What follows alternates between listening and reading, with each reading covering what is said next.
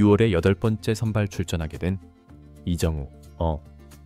비록 타율이 2할 7푼 4리이긴 하지만 6월에 이정우의 성화는 눈에 띄게 좋아지면서 반등할 수 있을 듯한 분위기입니다. 샌프란시스코는 최근 6연승까지 이어지면서 1위 다저스를 바짝 쫓고 있는 중입니다.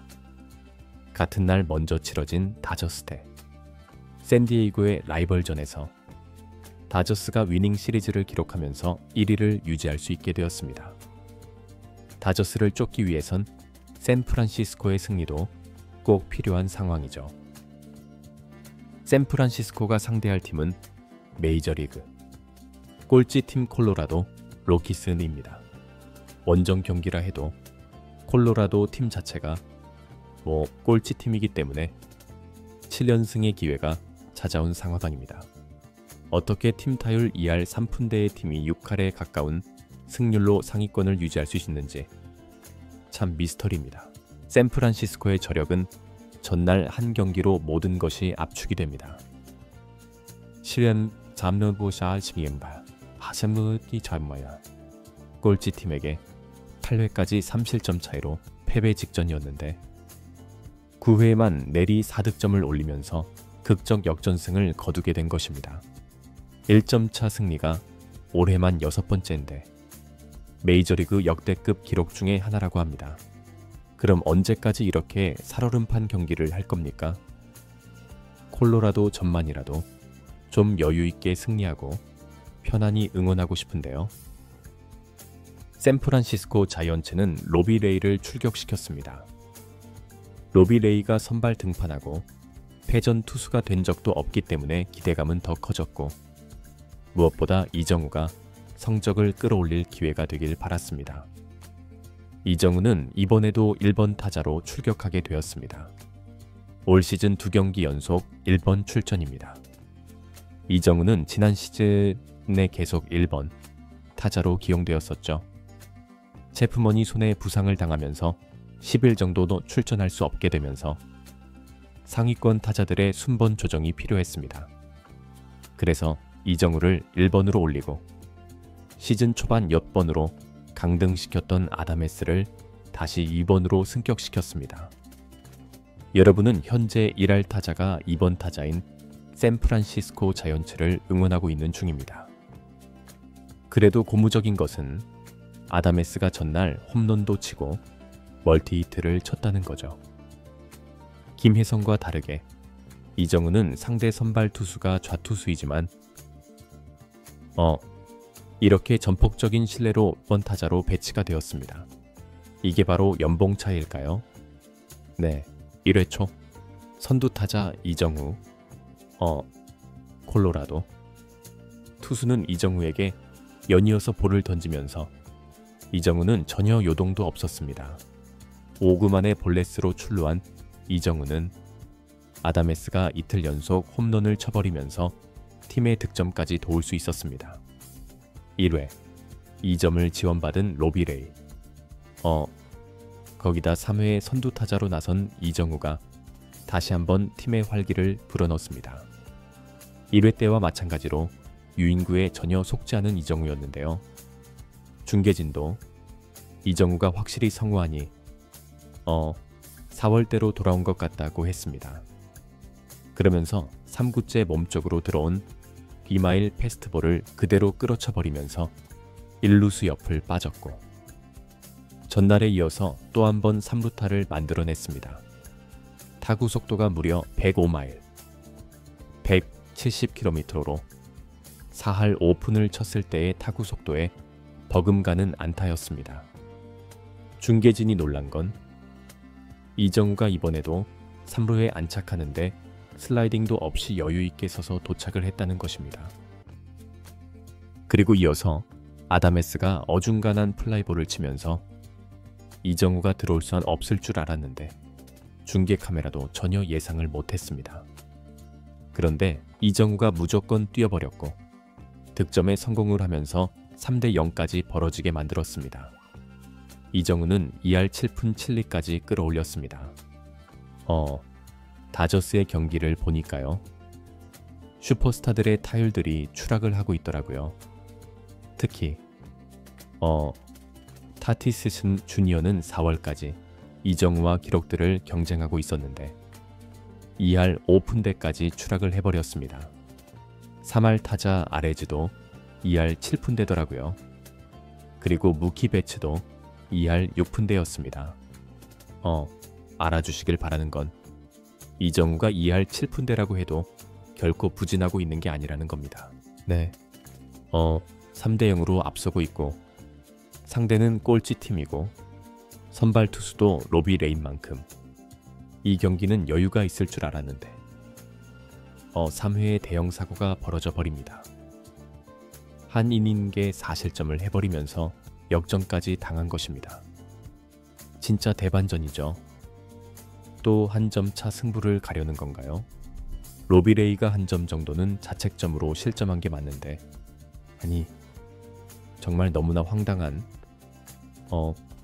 유소년들도 하지 않을 포구 실책이 나오면서 대량 실점의 빌미가 되었습니다. 평범한 2루 땅볼 그리고 1루와 거리도 멀지 않았고 가볍게 던졌는데 엔카나시온이 놓쳐버리면서 진짜 다리 풀려버려서 기권하고 싶은 황당한 플레이가 나와버린 겁니다. 3대4로 역전당하고 로비는 4이닝 2실점으로 마무리가 되었습니다. 꼴찌팀에게 이렇게 고전해도 되는 겁니까? 이정우는 5회에 또 선두타자로 나서자 않았는데 빗맞은 뜬공으로 아웃이 되면서 이 경기는 점점 미궁으로 빠져들고 있었습니다. 또한 6회에도 3루타를 맞고 실점하고 이정우가 7회에 주자가 있는 상황에서 타석에 서서 듣는데 하필 투수에게 타구가 잡혀버리고 더블 아웃이 되면서 기회를 놓쳤고 사실상 이 경기는 끝났다고 봤습니다. 그런데 이건 정말 응원할 자격이 없는 판단이었습니다. 샌프란시스코 자이언츠 타선이 8회에 2번 타자부터 9번 타자까지 타격을 해버린 상황이 와버렸습니다. 안타를 갈겨버린 거죠. 아다메스, 라못, 스미스까지 안타로 만루가 됐고 볼넷을 얻어내면서 1점을 따라붙더니 이정우에게 삼겹살 사주셨던 야스트렘스키가 홈런성 2루타로 선수들을 불러들이면서 동점아 이에 그치지 않고 추가 안타까지 나오면서 기어이 경기를 뒤집어 버렸습니다. 전날 9회에 4득점을 올리면서 역전승을 올린 것과 매우 흡사한 상황이죠. 이런 일이 2경기 연속 벌어질 줄은 진짜 상상도 못했습니다. 이대로면 샌프란시스코는 메이저리그 역사상 1점차 승리가 가장 많은 팀으로 신기록을 세울 상황이었습니다. 이정우는 타격감이 나쁘지 않았습니다. 3타수 1안타에서 9회 선두 타자로 5번째 타석에 섰습니다. 이미 멀티 출루를 하고 2득점까지 올린 만큼 1번 타자로서의 역할은 다했지만 그래도 시원한 안타 한 방이 더 나왔으면 좋겠는데 콜로라도 9회에 올라온 투수는 뭔가 KBO에서도 안 통할 것 같은 제구력이었습니다. 방망이를 한 번도 내지 않고 6구 만에 볼넷으로 출루를 하면서 3출루를 완성했습니다. 콜로라도 팬 입장에서는 진짜 응원하고 싶지 않겠어요. 네, 점수를 내도 기대가 될 수가 이제 없잖아요. 3점 차도 2이닝을 지켜낼 수 없는 투수진이라면 비참하겠죠. 네, 콜로라도의 팀 평균 자책점이 0.54입니다. 전체 꼴찌예요. 최근 콜로라도가 스윕을 한 적이 있는데 그 경기가 평균 자책점 콜로라도 다음으로 나쁜 마이애미를 상대로 3연승을 했던 것뿐이었습니다. 거기다 이어진 아다메스가 추가 안타를 치면서 이정우는 3루까지 진루했고 만루 상황에서 플로레스의 희생플레이가 나오면서 이정우는 이번 경기에서 3득점을 올릴 수 있었습니다. 팀은 계속된 추가 득점으로 10대 6까지 벌어지게 만들면서 승기를 굳혔습니다. 9회 말에 도발이 조금 불안했지만 최종 승리를 지켜내면서 다저스와 여전히 반경기 차로 붙은 상황이고, 다저스가 하루 쉬고 샌프란시스코는 또 한 번 콜로라도와 붙기 때문에 콜로라도전 스윕으로 8연승을 거둔다면 이제 다저스와 공동 1위로 오를 수 있게 됩니다. 운명처럼 현지 기준 금, 토 1. 다저스와 샌프란시스코가 맞대결을 펼치게 됐는데요. 이 빅매치로 1위 결정전이 됩니다. 정말 흥미진진하겠죠. 이정우가 야마모토와 붙게 되고, 이정우 대 오타니, 이정우 대 김혜성, 이정우 대 커쇼, 이런 대결이 계속 이어지게 됩니다.